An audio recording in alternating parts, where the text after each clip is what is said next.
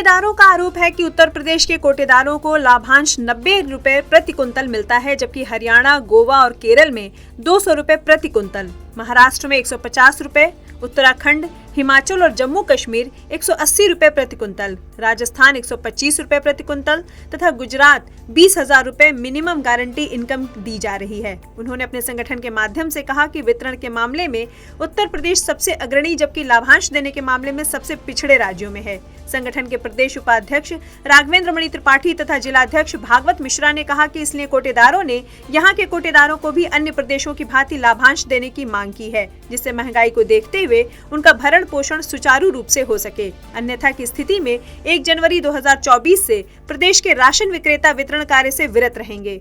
30 दिसंबर तक हम लोगों की मांगे यदि नहीं मानी जाती हैं तो पूरे all over India, Bharat level पे पूरे 5,38,000 विक्रेता 1 तारीख से अनिश्चितकालीन हड़ताल पर जा रहे हैं और हम अनिश्चितकालीन हड़ताल पर रहेंगे। हम राशन वितरण पूर्ण रूप से ठप कर देंगे, जिसकी सारी जिम्मेदारी शासन और प्रशासन की है।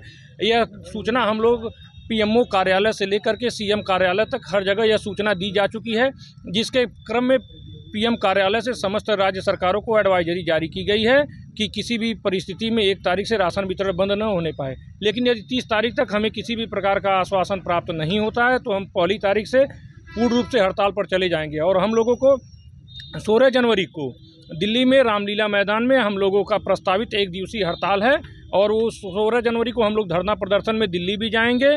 और यदि हमारी मांगे नहीं मानी गई तो हम लोग पूर्ण रूप से 1 तारीख से सभी ई-पोस्ट मशीनें बंद रहेंगी, पूर्ण रूप से खाद्यान्न वितरण बंद रहेगा। इसमें कहीं से कोई लेकिन नहीं है। सर, आपका नाम? All India fair price dealer federation association नई दिल्ली के केंद्रीय आवाहन पर यह कार्यक्रम हम लोगों का आयोजित किया गया है। इसमें हम अपनी मांग केंद्र सरकार तक पहुंचाने के लिए माननीय जिला अधिकारी, डीएसओ, माननीय कमिश्नर साहब, डीसी साहब, सबके यहाँ हम लोग अपना ज्ञापन प्रस्तुत कर रहे हैं। ज्ञापन में हमारी मांग है कि सरकार का यह कहना है कि 1 नेशन 1 राशन कार्ड की अगर उपयोगिता लागू है तो ओवन कमीशन भी होना चाहिए। कमीशन के दृष्टिकोण से गुजरात में अलग है, गोवा में अलग है, बिहार में अलग है, मध्य प्रदेश में अलग है, दिल्ली में अलग है, सब जगह अलग अलग है। तो जब 1 नेशन 1 राशन कार्ड की योजना लागू है तो कमीशन भी 1 होना चाहिए।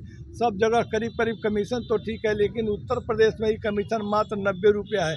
जबकि इसके लिए माननीय मुख्यमंत्री जी से हमारी वार्ता हुई थी तो माननीय मुख्यमंत्री जी ने हमको आश्वासन दिया था कि कैबिनेट की बैठक करने के बाद हम आपका कमीशन बढ़ाएंगे।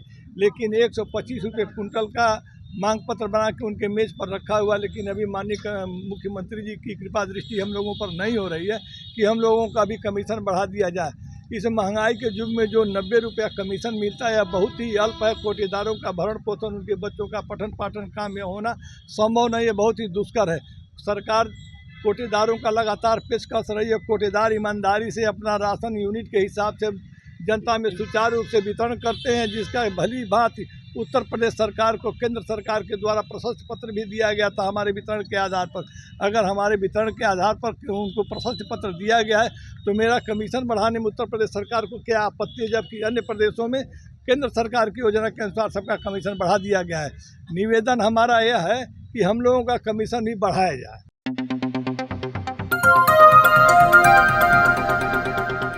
बजाओ जरा झूम के बजाओ, बजाओ बजाओ जरा झूम के बजाओ।